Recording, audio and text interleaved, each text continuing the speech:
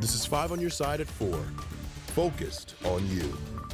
As we go on the air at 4, a massive cyber disruption impacting companies across the globe continues to have ripple effects locally.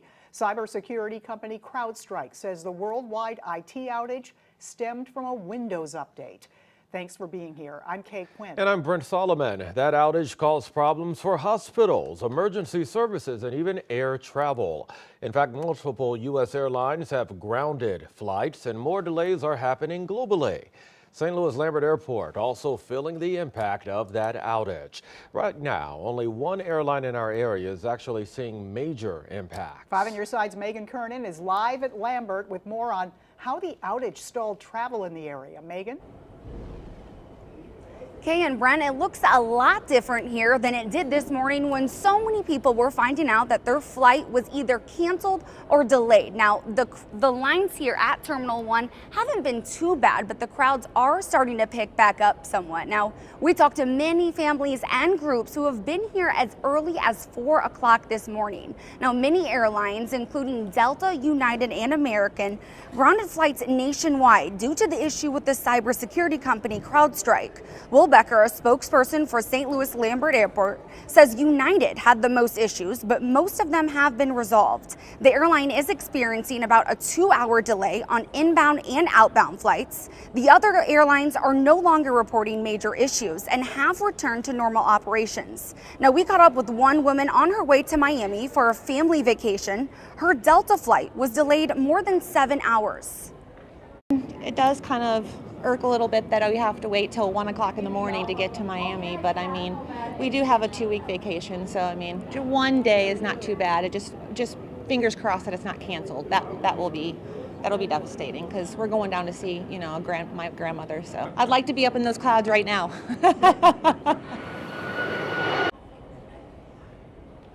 Now, fortunately, Lambert uses a different software system other than CrowdStrike, so the airport itself wasn't impacted, just the airlines. Now, as of right now, FlightAware says across the country, more than 2,600 flights have been canceled and over 9,000 have been delayed. Live at Lambert Airport, Megan Kernan, 5 on your side.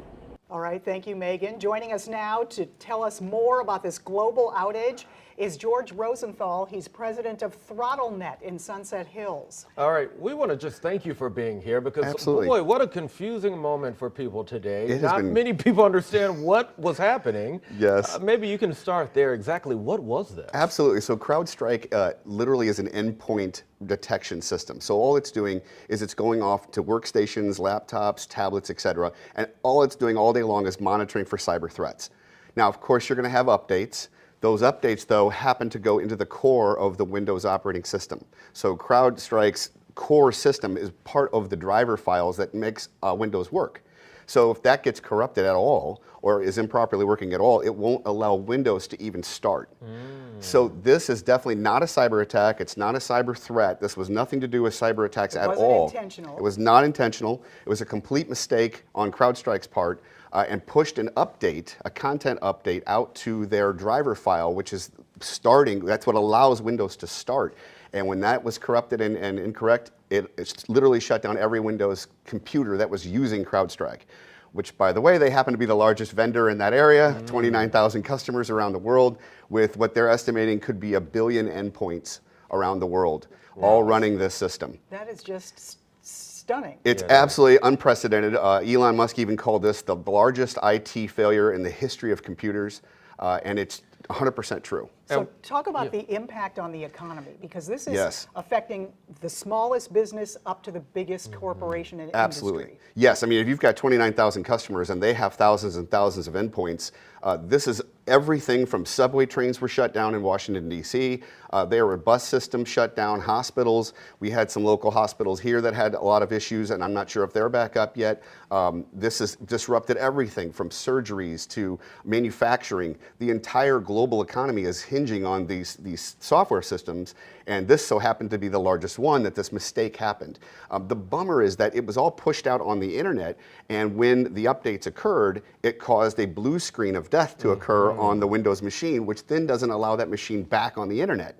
So you can't fix it unless you manually go up to every computer by hand and start it in safe mode. So It's this not is a going. remote This fix is you not can a just remote send fix, out. not at all. And the CEO of CrowdStrike admitted that earlier today on NBC and said that we're working as fast as we can, but this is going to take days, if not weeks. A lot of companies busy as a result. Absolutely. George, thanks for your time. We could talk all day thank long, you. but we appreciate it. Absolutely. Thank you so much. All right, switching gears, let's head over to meteorologist Gary Frank. He has some good news with the forecast. Gary? Yeah, the low humidity continues, and that's the nice part about today. It looks a lot like yesterday. Temperature's not all that different as we look at Chesterfield. Clouds have built, but they're just fair weather clouds once again as we continue to look outside. Off to our northwest, this is where our next storm system is originating, but not going to look like this, not going to impact us in this way when we have severe weather in central Kansas. They're going to be dealing with that today, central Kansas, central Nebraska, but part of this storm system kind of on the edge of that high, which kind of settled everything with the monsoon here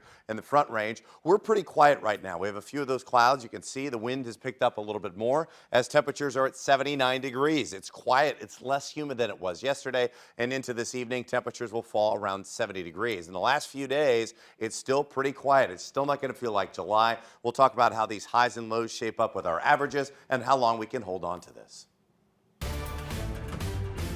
All right, Gary, thank you much. Former President Trump accepted his party's nomination for the third time in less than a decade. The longest acceptance speech in history, roughly 90 minutes, focusing on his assassination attempt, and then shifted to more familiar MAGA rally themes. And this all comes, of course, as pressure is mounting for President Biden to get out of the race. That's right. More calls from members of his party for Biden to give up his race and turn it over to someone else. But his campaign chair said today he will be back on the campaign trail next week. NBC News' Drew Wilder is in Washington with more. There's many countries from all over. Two campaign trails on very different paths. The day after Donald Trump accepted the Republican Party's nomination, NBC reports President Joe Biden's family is discussing a possible exit plan. His campaign chairman today, though, said Biden is staying in the race. We know that we've slipped a bit from the debate, and we know that the president has to prove to the American people exactly what he believes, that he's in this to win this, he can do this. But some Democrats don't believe Biden is able to do that. The president is not capable of delivering the message in an effective way. And I don't see how anyone could debate that. There have been countless examples even. Representative Adam Smith was the first Democrat to publicly call for Biden to bow out of the race, and he's gaining company as more Democrats are joining the call for the president to end his campaign, exposing a rift in the Democratic Party. At the same time, the Republican National Convention sold a message of unity as Donald Trump closed out this week's convention in Milwaukee. In an age when our politics too often divide us, now is the time to remember that we are all fellow citizens. Within minutes of the longest convention speech in history, Trump veered away from his uniting message and attacked the Biden administration and claimed immigrants are stealing American jobs. Today our cities are flooded with illegal aliens. Americans are being squeezed out of the labor force and their jobs are taken. Trump leaves the convention and returns to the campaign trail this weekend. President Biden is still recovering from COVID, but his campaign expects him back on the trail next week. In Washington, Drew Wilder, NBC News. And on Sunday night, our political editor, Mark Maxwell, has an expanded look at this week's convention on the record. Tune in Sunday night after Sports Plus. More news still ahead. Some water customers in Illinois could face a steep rate hike. The double-digit increases that may be on the horizon. Getting off to a good start for the new school year. The Urban Expo underway where you can get everything from free backpacks to haircuts.